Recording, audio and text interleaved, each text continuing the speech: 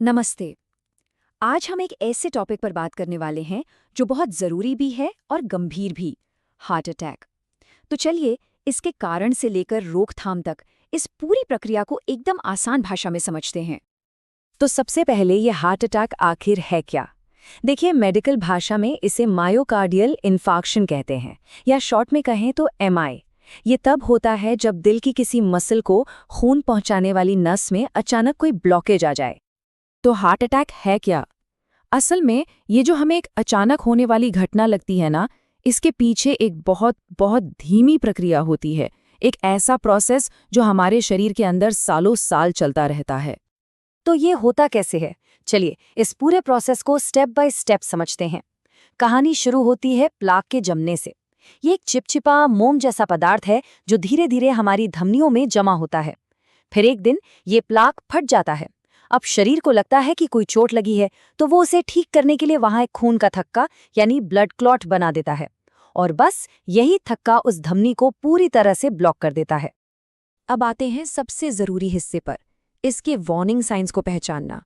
और ये वो जानकारी है जो सच में किसी की जान बचा सकती है, इसलिए इस पर बहुत ध्यान देने की जरूरत है। तो सवाल ये उठता है कि हार्ट अटैक में आखिर महसूस कैसा होता है, इसके लक्षण क्या हैं? देखिए, सबसे कॉमन साइन तो है सीने में दर्द या एक अजीब सी बेचैनी। पर यह दर्द सिर्फ सीने तक ही नहीं रहता, ये बाहों, पीठ, गर्दन, यहाँ तक कि जबड़े या पेट में भी महसूस हो सकता है। इसके साथ साथ सांस लेने में दिक्कत, ठंडा पसीना आना, चक्कर जैसा लगना या फिर बहुत ही ज्यादा थकान होना, ये भी इसके लक्षण हो सकते हैं। और हाँ, जरूरी नहीं कि ये सारे लक्षण एक साथ ही दिखें। और सीने में जो महसूस होता है ना, उसे लोग अक्सर ऐसे बयां करते हैं जैसे कोई दबाव डाल रहा हो, कोई जकड़न हो, भारीपन लगे या तेज दर्द हो। ये एहसास कुछ मिनट तक बना रह सकता है या फिर ये जा जाकर वापस भी आ सकता है।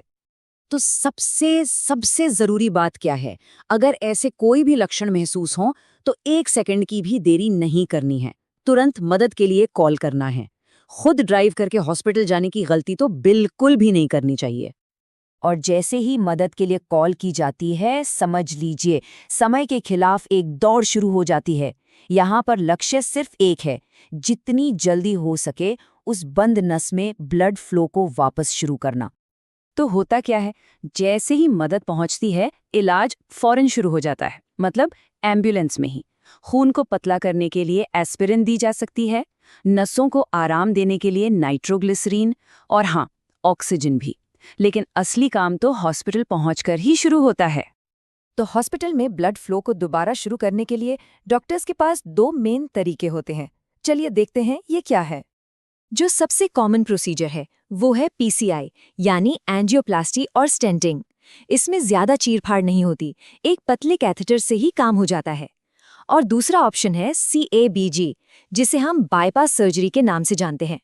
अब ये एक बड़ी ओपन हार्ट सर्जरी है और ये तब की जाती है जब ब्लॉकेज 1 से ज्यादा हो या बहुत कॉम्प्लिकेटेड हो। अब ये स्टेंट क्या भला है? ये असल में एक बहुत छोटी जाली जैसी तार की ट्यूब होती है। एंजियोप्लास्टी के टाइम इसे नस के अंदर डाल दिया जाता है। इसका काम एक मचान या कह लीजिए एक सपोर्ट की तरह होता है, ताकि वो नस दोबारा बंद न हो जाए। ठीक है, तो इलाज हो गया। अब बात करते हैं अटैक के बाद की जिंदगी की।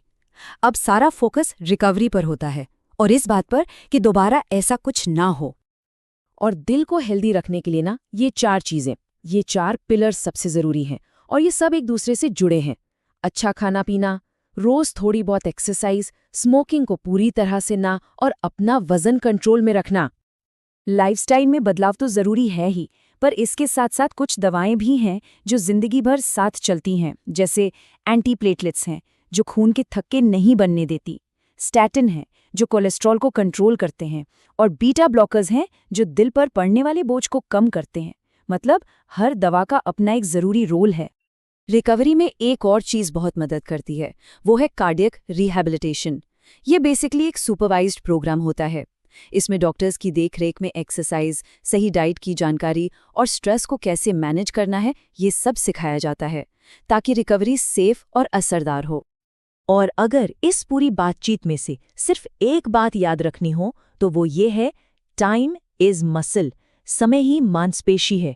इसका सीधा सा मतलब है, जितनी जल्दी इलाज मिलेगा, दिल की मसल को उतना ही कम डैमेज होगा। यहाँ एक एक मिनट की कीमत है। तो आखिर में हम इस सवाल पर आके रुकते हैं, क्या जानकारी ही सबसे बड़ा बचाव है? सोचिए, अगर हमें लक्षणों की पहचान हो, रिस्क फैक्टर्स का पता हो और ये मालूम हो कि सही समय पर क्या करना है, तो क्या एक बहुत बड़ी मुसीबत से बचा नहीं जा सकता? इस पर सोचना बहुत जरूरी है।